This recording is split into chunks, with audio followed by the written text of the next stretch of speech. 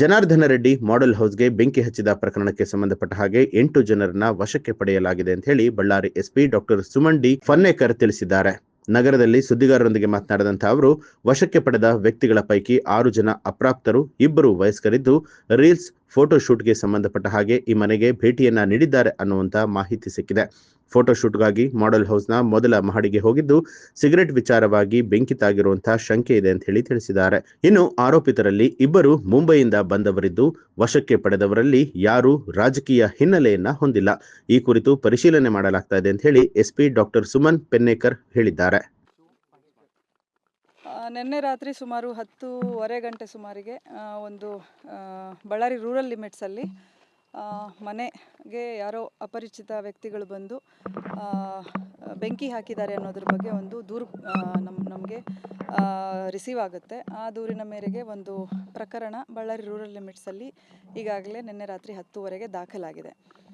So ಆ ಪ್ರಕರಣದ ತನಿಖೆಯನ್ನು ನಾವು ಕೈಗೆತ್ತಿಕೊಂಡು ಸ್ಥಳ ಪರಿಶೀಲನೆ ಮಾಡಿ ಸೋಕೋ ಟೀಮ್ ಈಗಾಗಲೇ ಸ್ಥಳಕ್ಕೆ ನಿನ್ನೆ ರಾತ್ರಿ ಒಂದು ಪ್ರಿಲಿಮಿನರಿ ಒಂದು ಅಸೆಸ್ಮೆಂಟ್ಗೋಸ್ಕರ ಬಂದಿದ್ದು, ಈಗ ಬೆಳಗ್ಗೆ ಮತ್ತೆ SOCO team in depth analysis ಮಾಡಿ ಏನು ರಿಕ್ವೈರ್ಡ್ ನಮಗೆ ಅಲ್ಲಿ ಬರ್ತಾ ಇರುವಂಥ ಎವಿಡೆನ್ಷಿಯರಿ ವ್ಯಾಲ್ಯೂ ಇರುವಂಥ ಮಟೀರಿಯಲ್ನ ಸೀಸ್ ಮಾಡುವಂಥದ್ದು ಮಾಡ್ತಾರೆ.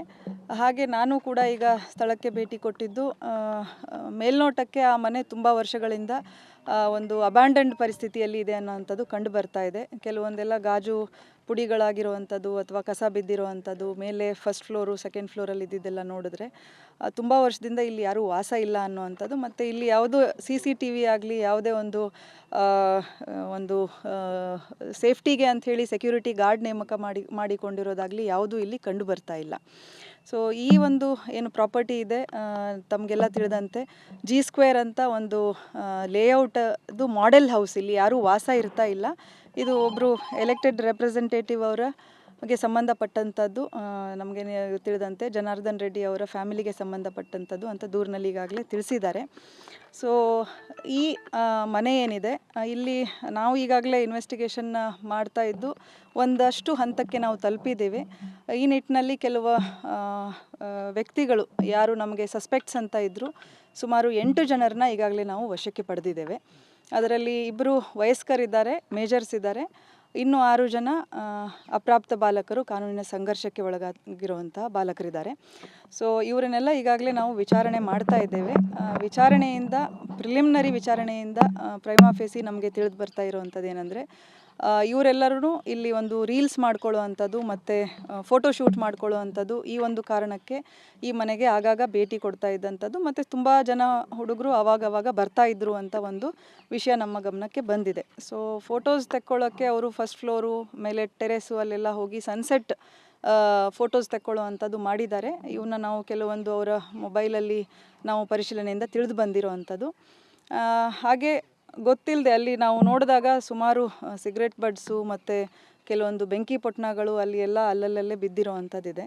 ಸೊ ಅಲ್ಲೇ ಬಿದ್ದಿರೋವಂಥ ಬೆಂಕಿ ಪೊಟ್ಣ ಒಂದು ಅಪ್ರಾಪ್ತ ಬಾಲಕ, ಅದರಲ್ಲಿ ಗೊತ್ತಿಲ್ಲದೇ ಅಲ್ಲಿ ಏನೋ ಒಂದು ವಸ್ತುವಿಗೆ ತಾಕ್ಸಿರೋ ಅಂಥದ್ದು, ಆಟ ಆಡ್ತಾ ಆಗಿರುವಂಥದ್ದು ಮೇಲ್ನೋಟಕ್ಕೆ ಕಂಡು ಬರ್ತಾ ಇದೆ.